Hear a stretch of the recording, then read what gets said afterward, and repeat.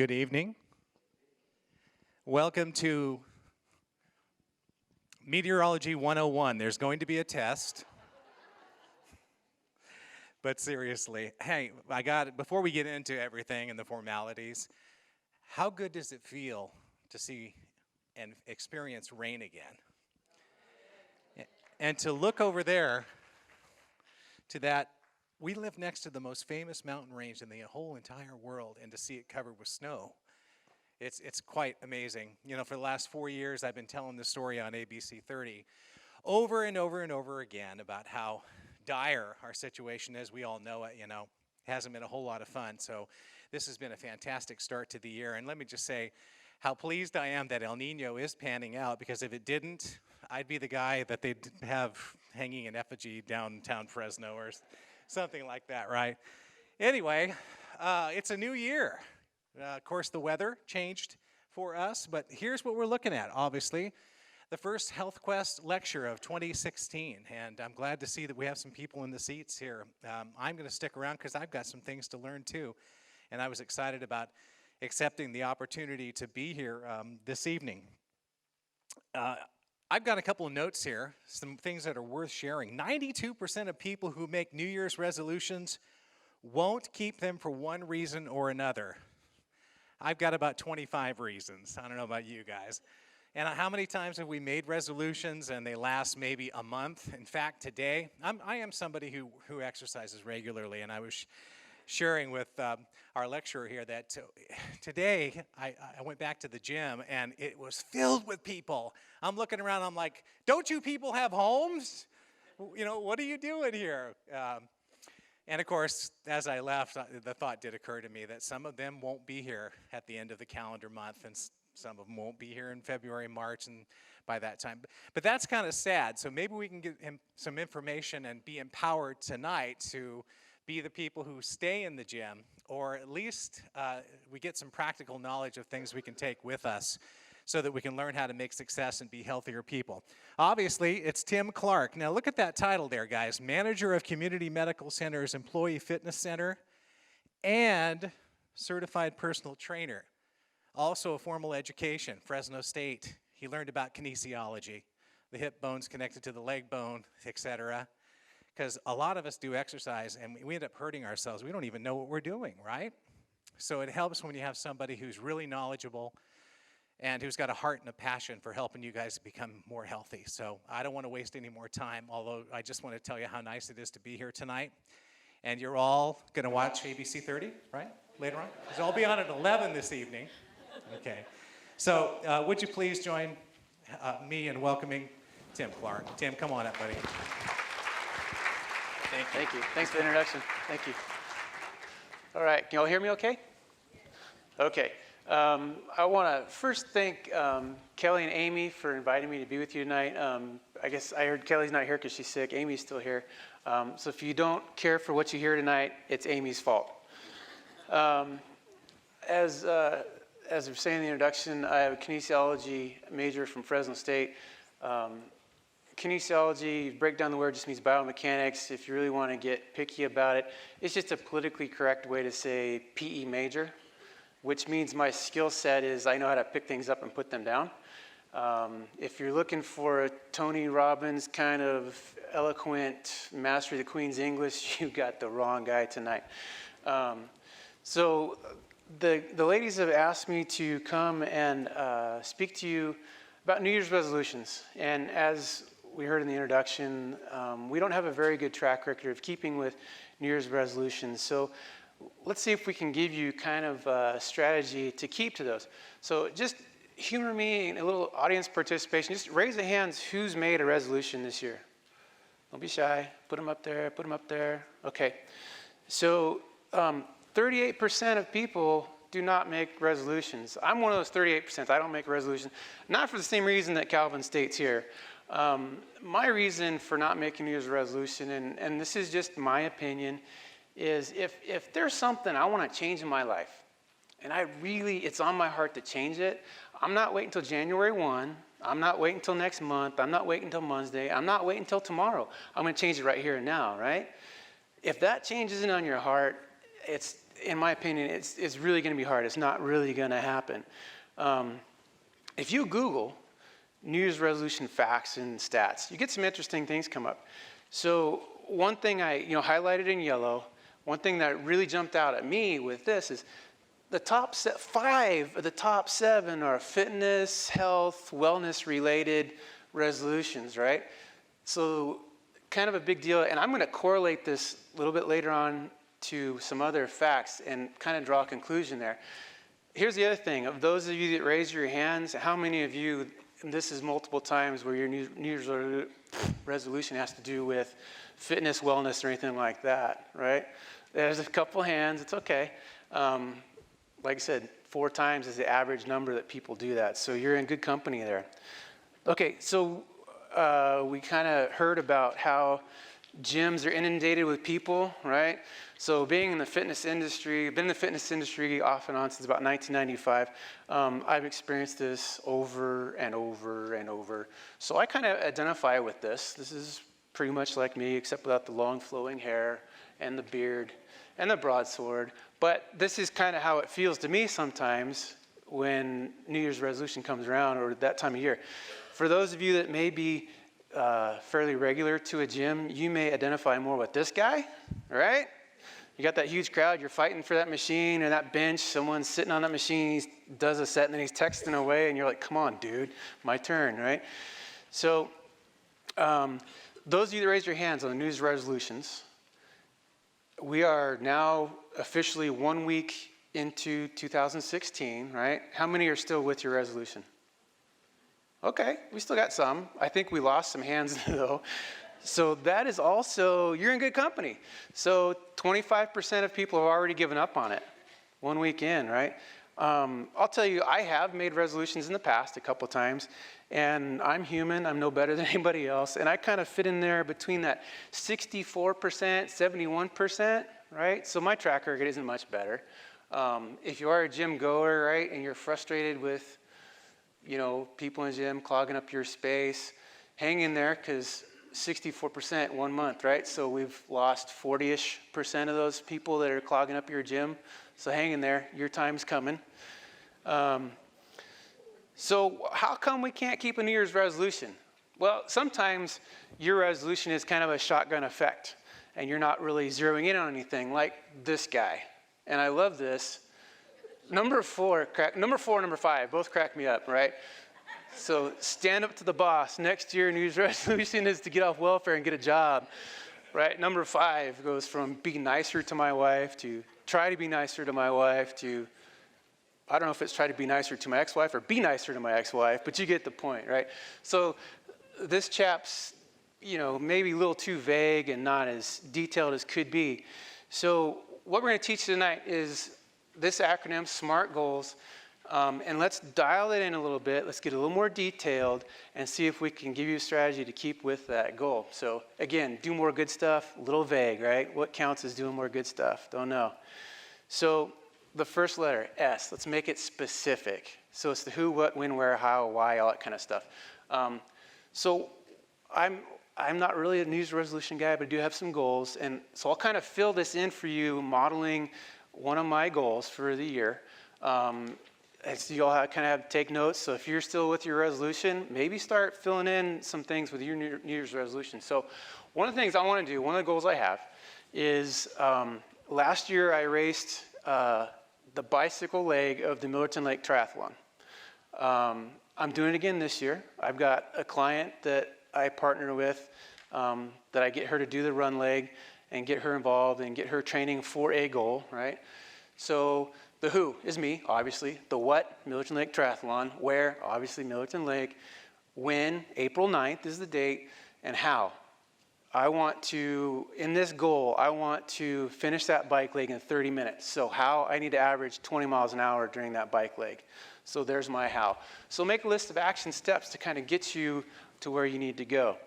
Measurable, this is big, right? We had that big old thing, the vague, I want to lose weight, get fit kind of thing. What does that mean?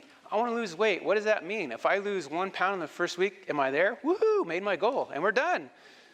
Okay, measurable. If you want to lose weight, there's a couple ways we can measure that, right? You've got whatever you see on the scale, BMI or body mass index, which I think is garbage, and we can talk about that in the question and answer period after if you want to.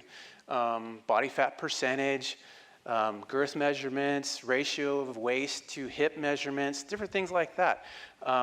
And if you got those measurements, you got those goals, they're concrete, you know exactly when you've reached that goal. There's no question about it. You know when it's done. Attainable. So what do you need to accomplish this goal? So, like I said, my goal, I want to ride that bike leg in 30 minutes. Last year I did it with this particular client. I did it in 33 minutes and 34 seconds, I think. So I got 3 minutes and 34 seconds to shave off my time. Last year I did it in just a regular road bike setup. This year I've converted one of my road bikes to more of a time trial setup, so you're more in an aero position, so that's gonna make me faster. How will I find the time? So for me, my time, Tuesday and Thursdays are interval days, and Saturdays are my long mileage days. So there's my time. I've set that aside for that workout. Things I need to learn more about. For me personally, I've ridden that route many, many times. Last year was the first time I raced it. So it was a learning experience for me, learning where I can go fast, where I have to back off to keep my average speed up. So sometime between now and April 9th, I'm gonna have to go out and scout out the course and make sure I really know where I can turn screws and where I can't. People I can talk to for support. I raced bicycles for 11 years. I've been riding seriously since I'm 17, so my knowledge of the sport is pretty vast, so I really don't need to talk to anybody, but if I did, there's plenty of bike shops around. There's plenty of guys that race I can talk to if I needed to. Make your goal relevant. This is huge. If it's not relevant, do you think you're gonna stick with it? No, you're not gonna care. Who cares? But if it's relevant, you will. So doing this relay triathlon with this client is a client that she's lost 100 pounds in the recent couple years. She's a gal that had a rough upbringing, didn't have the opportunity to compete in sports.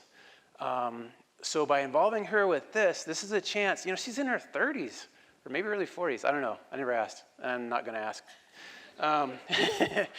But, you know, to take this client that's lost 100 pounds and put her in a competitive arena for the first time and see her succeed is huge. To uncork and get her mind thinking that now I'm actually an athlete is incredible. So the reason for my goal of wanting to be faster, to get down to that 30-minute mark, is she's the anchor leg. That run is the last of the 3 events. I want to hand her as big a lead as I can. And that's why I want to go faster. So that's why it's relevant to me. If it weren't for the fact that I was working for her, it might not be that relevant. I might not stick with it. So make your goal timely. So we've talked about my goal. We know that April 9th, we talked about that, all that stuff. So let's kind of fill this in a little bit with maybe someone that wants to lose weight. So say I want to lose 60 pounds over the year. 60 sounds like this huge, gargantuan number that there's no way I can do this. So we're looking for benchmarks along the way, things I can celebrate, many victories along the way. So let's break down 60 by 12 for 12 months of the year. So if I do my math right, which is kind of hard for me because we said I'm a kines major and all I do is pick things up, put them down, right? But I do the math and I think it's 5 pounds a month, right? That's it. That sounds a lot more doable than 60 pounds, doesn't it? And I think sometimes, too, people lose track of their resolution where they get so focused on where am I going that they forget to look back at where I've been. And let's celebrate the victories along the way to encourage you along the way to go where you want to go. Does that make sense? If I need more benchmarks, I've got 12 now since I divide 60 by 12. What if I divide 5 by 4 for the weeks in a month, which comes out to about 1.25 pounds a week I need to lose to achieve 60 pounds weight loss by the end of the year? Does that sound pretty easy? Or maybe not easy, but I mean, that sounds quite doable. It's not so insurmountable a task anymore, is it? So make those goals timely. So why is weight loss and that kind of thing important, right? We talked about 5 of those 7 New Year's resolutions were health related. This is why they think they're health related. 1/3 of US adults are obese. Let that sink in. 1/3. 1 in 3 people in our country are obese. Not good. The problem is, and right, we're all worried about the healthcare system and the cost of healthcare. Look at the second bullet point. Look at those diseases that are affecting our healthcare system. We're spending money on that. If people move, got healthy, lost some weight, we could, I don't know if we could totally eradicate those diseases, but we could do some damage on that and save the healthcare system some money to ease that burden. Does that make sense? So let's take just one of those diseases. We're going to take diabetes. And we're going to look at diabetes and kind of the effect of that. So diabetes can be divided into 2 categories. We got type 1 and type 2. So type 1 is a person that their immune system is attacking the cells that create insulin, so they just don't produce insulin. They just don't have it. Type 2 is someone that they may produce insulin. They may not produce enough insulin, but they produce some insulin. But their body's kind of confused on how to use it. Insulin, you can kind of think of insulin as kind of an air traffic controller inside your body, right? It's taking blood sugar and it's doing one of 2 things with it. It's either storing it or it's using it as energy, one of the 2. So that kind of give you a definition of that. So 90% of the cases of diabetes are type 2. The problem is with this that type 2 diabetes can be prevented with regular exercise and a healthy diet. So 90% of the diabetes in this country can be prevented through exercise and a healthy diet. So look at this number, $245 billion total medical costs plus work and lost work and wages. That was 2012. That's 4 years ago. I don't know what it is now. I didn't look that up. I could have, but I didn't. So let's take a second, put on some rosy sunglasses, right? It's sunshine and rainbows around here. It's utopia. There's unicorns running the street. It's amazing. And we've totally eliminated type 2 diabetes. Like I said, 90% of the cases are gone. We have dropped the burden on the healthcare system to $24.5 billion instead of $245 billion. Take that, Obamacare. How do you like that? And it frustrates me to hear politicians talk about that. It's like, just get moving. Quit spending money like that. So here's the real problem behind kind of that obesity thing. And so now we got Big Brother weighing in right here. CDC is weighing in on this. They're giving us their opinion. So I kind of get frustrated when I see, the CDC and some organizations like that calling obesity a disease. In my opinion, it's not a disease. In my opinion, something is a disease is something like cancer or something like Tourette's or MS or something like that. I have no control of. My body is not cooperating, right? Obesity, I'll go halfway and I'll call it a condition maybe, but it's something that we can help, right? 48% of adults meet the activity guidelines minimum activity guidelines set by the CDC. So that means 52% are not doing anything. 52% are couch potatoes, right? Over half. And look at the last bullet point. Where have we seen these diseases listed before?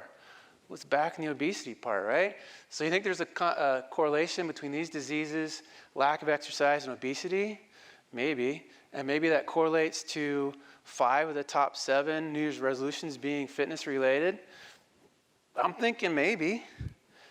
So what are the minimum activity guidelines set by the CDC?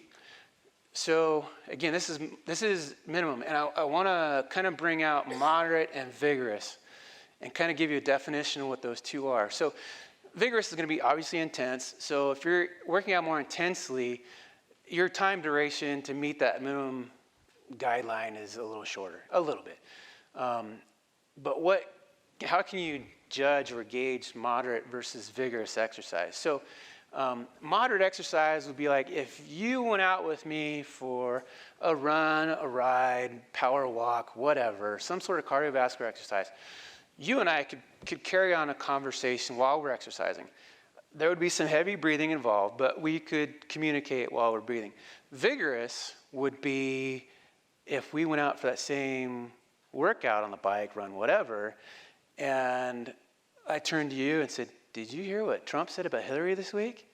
You're going to give me the what the look. And the what the look is like, like, really? We're talking now?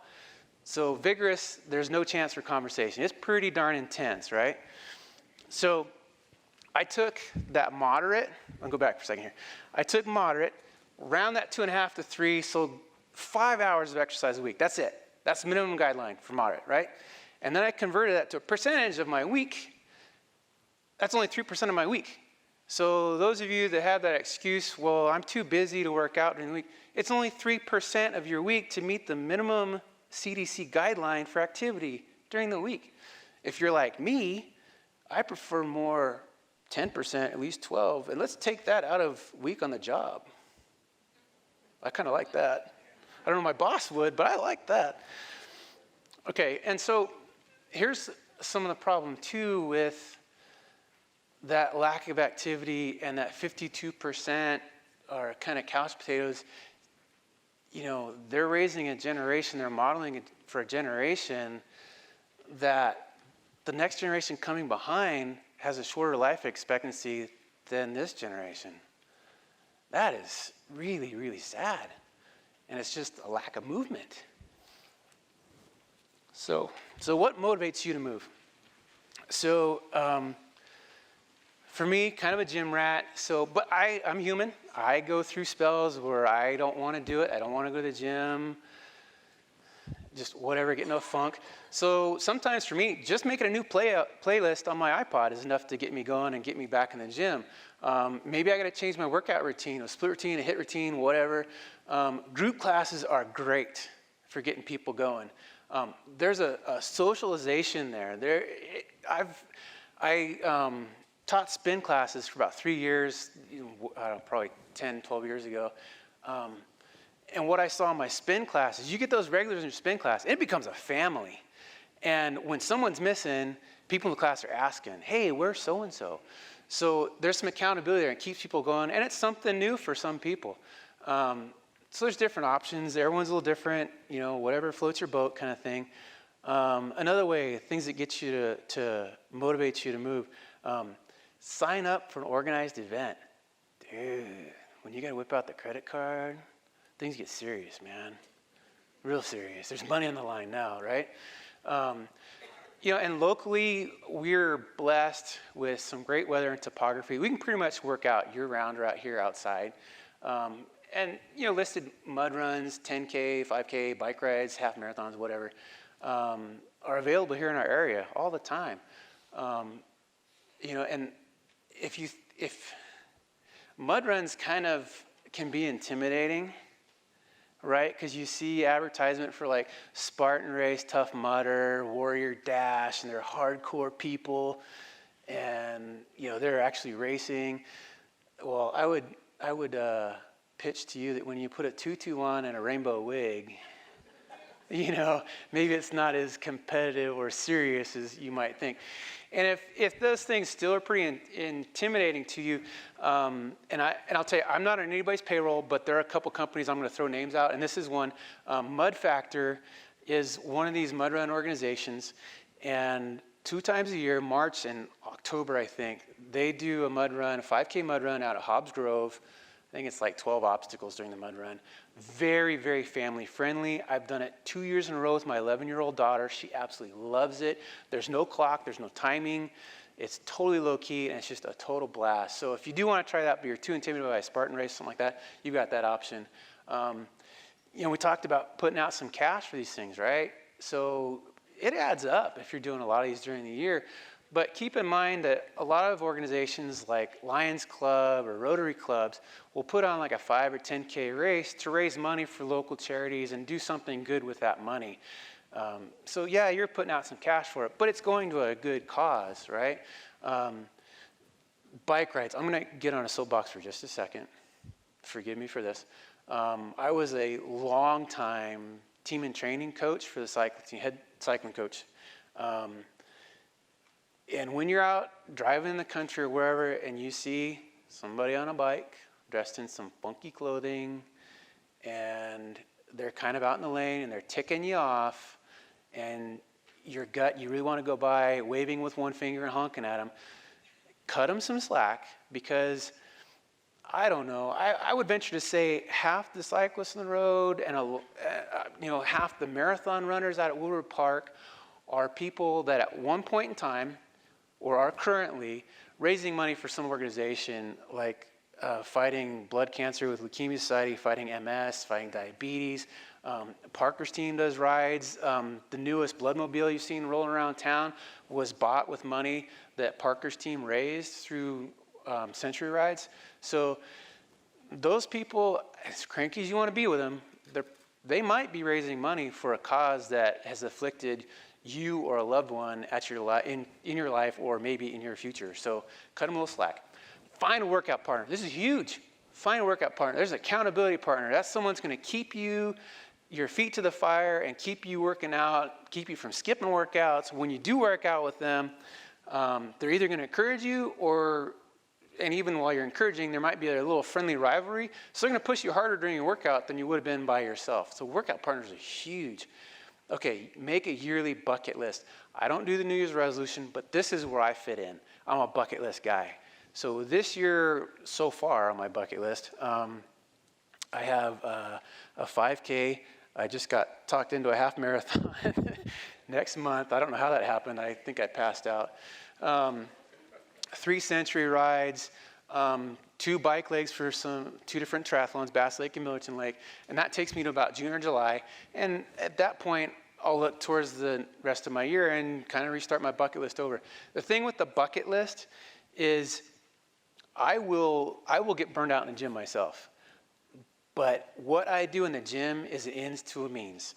I train for whatever's next on my bucket list. So my workouts in the gym kind of morph and change depending on what my next event is. So talking about gyms, and gyms can be very intimidating places. And there's a couple reasons that gyms can be very intimidating. And she's one of them, right? I mean, if she's approaching me on the street, I'm going to cross the street to go around her. I don't know about you. But think about the individuals in the gym, and even, those 2 knuckleheads on the side, forget them, and maybe the pretty people here, the beach bodies, right? Still intimidating, not as big, but still intimidating, right? Keep in mind, if you're running next to Bambi here on a treadmill, and she's running like a gazelle, last year, she may have had the New Year's resolution to lose weight. She may have dropped 40 pounds last year. She may have been, where you are or worse than you are now. So, keep in mind that a lot of people there started out similar to where you are. They didn't get there without a lot of hard work and sweat. Another thing that makes gyms intimidating can be the size. And, it's not hard to know who's building the big gyms in town, right? George Brown. I've met the guy a couple times, and I know a lot of people, roll their eyes, driving around town in Lamborghini, whatever. The guy has been destitute and broke at one point. He's a self-made man. Bless him. He earns everything he's got. I don't have any qualms with him at all. And it kind of ticks me off when people do kind of poo-poo him. But the other thing, too, is, he builds big gyms. A lot of people using those gyms. He's done a lot in our local community to help our community be healthy. God bless him for that. But there are a lot of people that are intimidated by the size of his facilities. I just, in the last couple weeks, read a stat where in 2015, the small niche boutique fitness studios, personal training studios, that part of the fitness market has grown by 42%. So it almost seems like people are kind of starting to swing away from that a little bit. But moral of the story, there's something for everybody. You can find some sort of facility that will accommodate you. So again, one of the cool things, though, about the bigger gyms is it can be great people watching, right? So what can we do about gym intimidation? Well, if you act now, $45.99 right here, right now, you can get your very own humane and PETA-friendly gym rat trap. I'm not going to throw in the sham wow. You're on your own on that, though. Okay, so seriously, though, downtown, I had the fortunate opportunity to design the Employee Fitness Center down at Community Regional Medical Center. And this quote is prominently displayed in that gym, and on purpose. My heart just breaks for people that, sign up for those big gyms, circle the parking lot 2 or 3 times, and are too intimidated to go in. My heart absolutely breaks for those people. That's my passion, is those people. This quote kind of embodies that person, I think. And allow yourself to be a beginner. No one is born with the body of a Greek god, right? We're all born just normal. Allow yourself to be a beginner, right? When you walk into a gym, you're seeing all these machines. At first glance, it looks like some masochistic MIT grad designed, right? So when you go into that gym, take advantage of an introductory personal training session. Those people are there to show you how to use the machines, get you set up on that, get you started. And most gyms you sign up for, that's going to be complimentary too. You should get 2 or 3 free sessions, and use those 2 or 3 free sessions to learn all those machines. Try going during off-peak hours. After you've been to the gym a few times, you'll kind of get a feel of when those things are. And you'll also see the crowd kind of change, right? Before 6 a.m., it's that working crowd. They kind of shower and leave, go to work. After about 9 a.m. or so, you start to see the soccer mom crowd that's dropped off their kid at school, and they're going to get a workout in mid-morning, right? Later in the day, you see kind of the retirement crowd and, that kind of thing. So kind of find your niche there. Join a smaller gym. Like I said, they're on the rise, and there's plenty of smaller gyms in town. Again, I'm not anybody's payroll, but Fitness 19's a smaller gym. Fitness Evolution's a smaller gym. So there's plenty of places like that to go. And again, start by joining a class.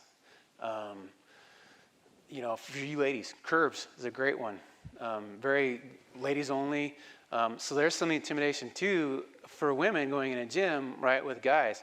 So that's another option for you. There are people that the gym's just not going to work. I actually have a client that is one of the most extroverted women I know ever. She won't go to a gym. She cannot stand working out in a gym because she feels like she's being watched. She feels like she's on display. So her only workouts is she works out with me once in a while. I set her up with a program. She goes home. She's got a lot of this equipment at home. When she gets bored with what she's doing, she comes back to me for a few sessions. We freshen up her workout, and she goes back home to do that. She doesn't even like working out in front of me. It's fine, and it works for her. So everyone's a little different. I've underlined generic suspension trainer. The reason is, I don't know if you've heard of TRX. They're pretty popular. The rest of these are kind of generic suspension trainers. TRX is the original. TRX to suspension trainers is what Kleenex is to facial tissue or Q-tip is to cotton swab, pretty much. There is no one machine, gadget, silver bullet, end-all, be-all that does everything.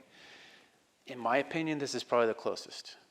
But if you hear someone trying to sell you something and promising those things and promise you the world, they don't know what they're talking about.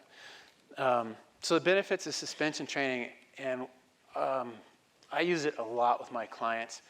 And I actually own several of them. I have 3 in my studio. One is in a bag about this size, and I loan it out to clients.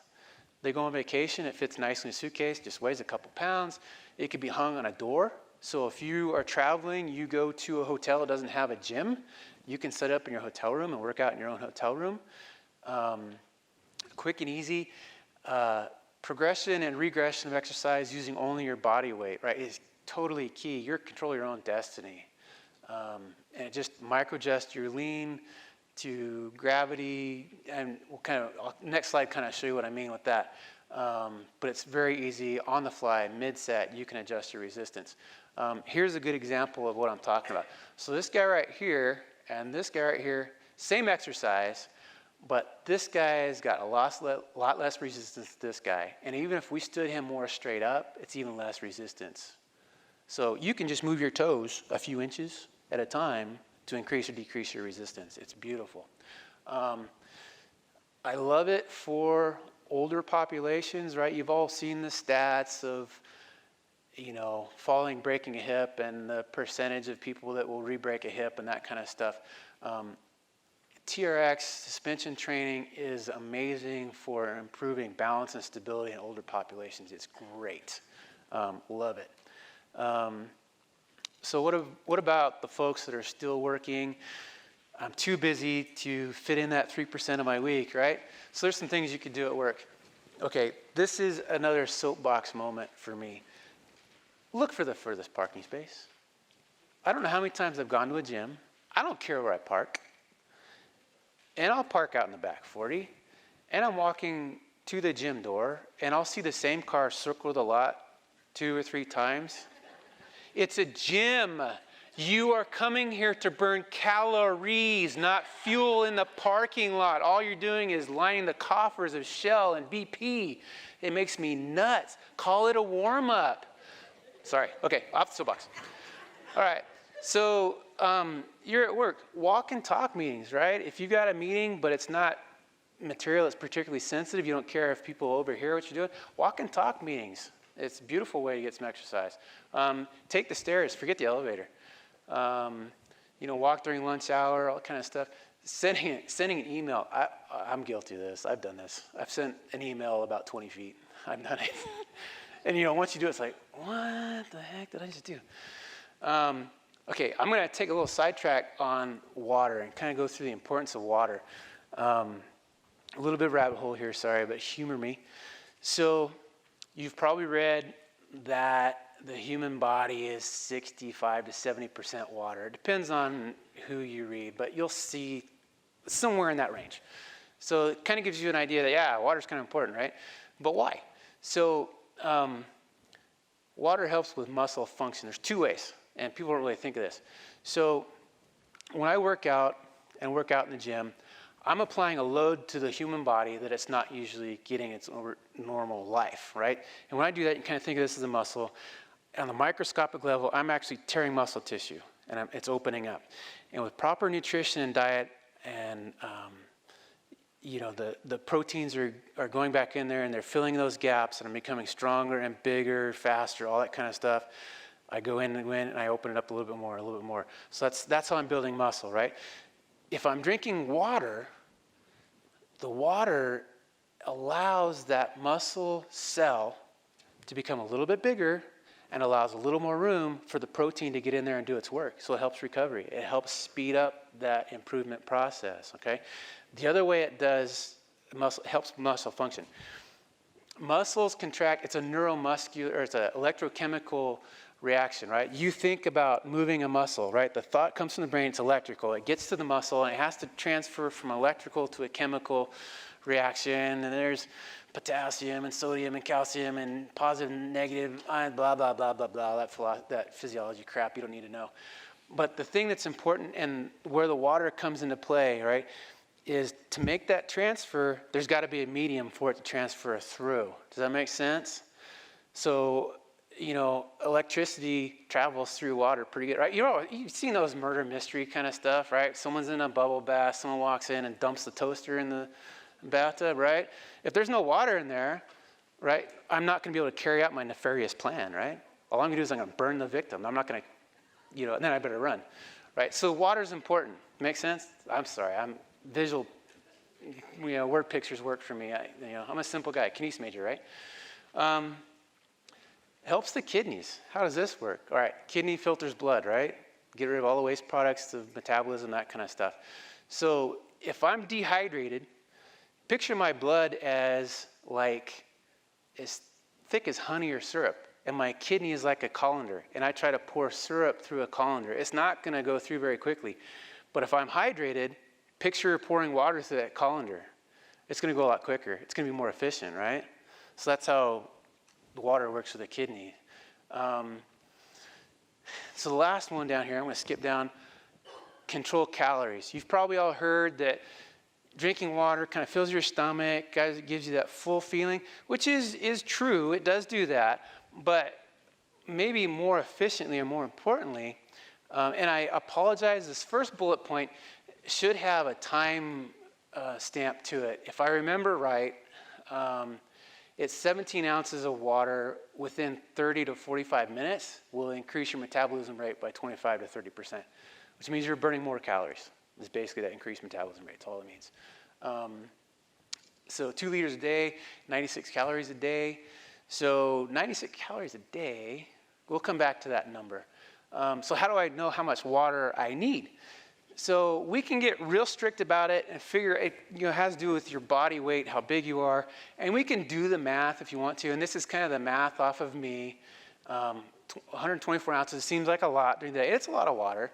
Or we can kind of do the rule of thumb and go 8 by 8 rule down here. So 8 8-ounce glasses during the day. Still seems like a lot of water.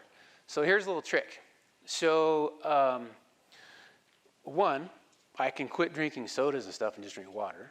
Easy peasy. But here's a trick. I can get right out of the gate, I can get you an eighth of the way done right after you get out of bed. So how many people, well, you don't have to raise your hand, but a lot of us take medications, take vitamins or whatever in the morning, right?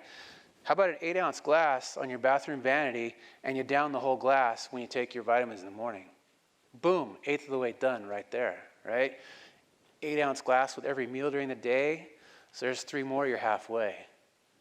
So it's, these little tricks, it can be done. It's not too hard. So, okay, reality check. So that 96 calories, we increased our metabolism rate by, what does that equal? So we'll round up to 100. So that's kind of the equivalent of all these things.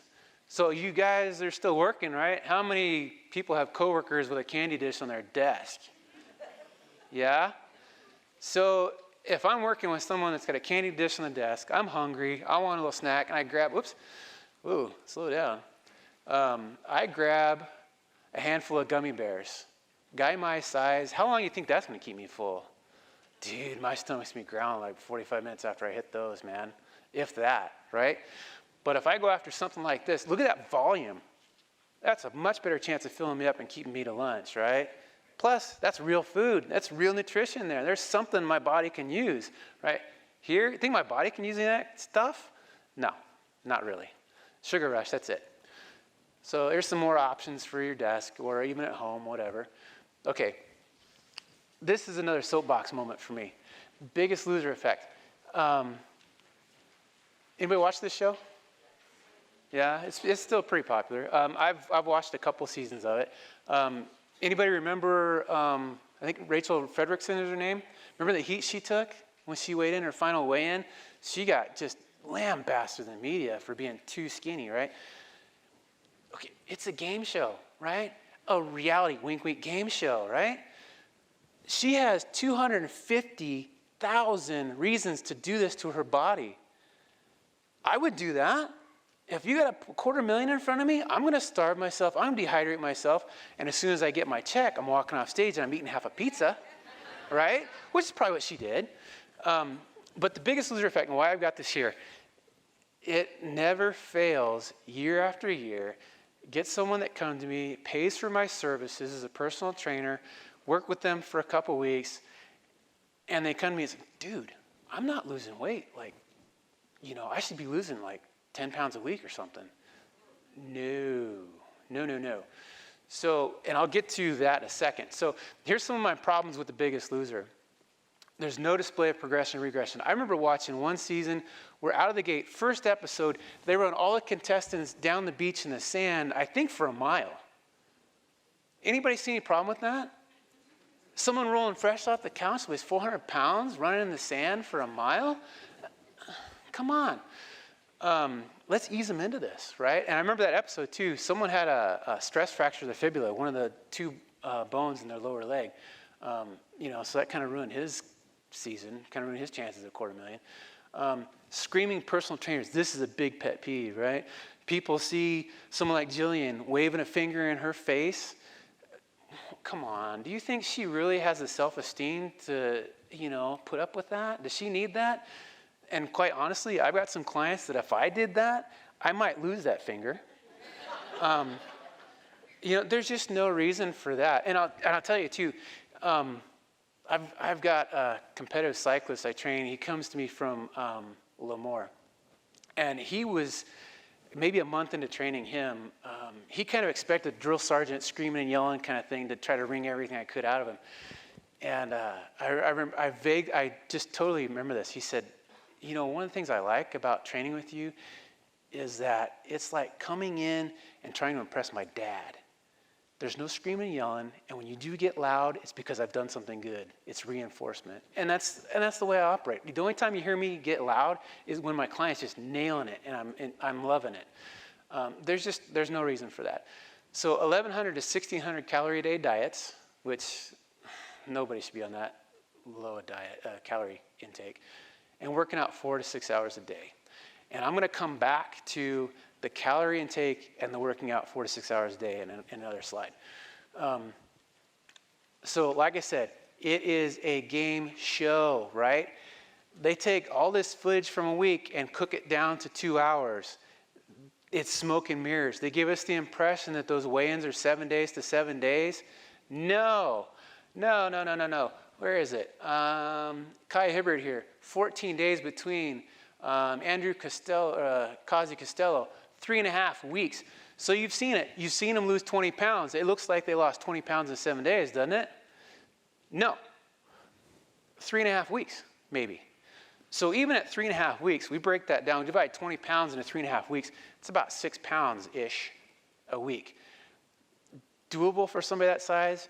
Yes, with an ungodly Herculean effort during the week. Is it healthy and safe? Not particularly. And I'll get to why in a second. And here's the other thing. This quote at the bottom is pretty disturbing too. It's pretty much diet by dehydration. They're really not learning how to control calories at all. They're learning how to really just dehydrate themselves to make weight and beat their fellow competitor. So physiologically, here's what's happening. So think of your body as a bank account. The calories I take in is like my paycheck. And the calories I expend, I'm tapping into my checking account, right? And if I expend too many calories, I'm going to overdraw that checking account, and we're going to tap into savings. Make sense? So what happens when I tap into savings is my body is always looking for the energy it needs to meet the demand of the day. And if I'm exceeding what I've taken in, the body's going to get it someplace else. And the way the body gets it is the body starts to break down muscle tissue to grab those compounds it needs and use it someplace else in the body for a vital, life-sustaining function. So I'm losing muscle mass. The problem when I lose muscle mass is my metabolism slows. When I researched this, I found a study that looked at this, and it looked at this population of people. On average, the contestants, when they leave the show, their metabolism rate is slowed by 500 calories a day. 500 calories a day. That's a meal. Their metabolism has slowed by another meal. So they leave the show, the camera lights are off, their metabolism is 500 calories a day slower. They don't have a personal trainer anymore. They don't have a calorie counting chef anymore. They're probably not working out 4 to 6 hours a day anymore. Maybe they're working out 1 to 2 hours a day with this metabolism that's in the dumper, totally in the tank. So how many of these contestants do you think the weight's coming back on? It's quite a few. We're not really doing them any justice.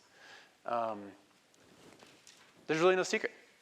Eat well, exercise, rest, repeat. That's all there is to it. It's just that simple. These are just some ways that you can follow me. Amy's actually the one that discovered me. That last little hyperlink is actually to a blog that I write for community medical centers, and that's how Amy found me and invited me to be here tonight. The Facebook is actually my business page, and then I can be found on LinkedIn as well. So now at this time, if you've got any questions, I'm more than willing to answer any questions. And just so to prove I don't discriminate, I will make fun of both parties, and I do vote independent. So any questions, feel free to ask.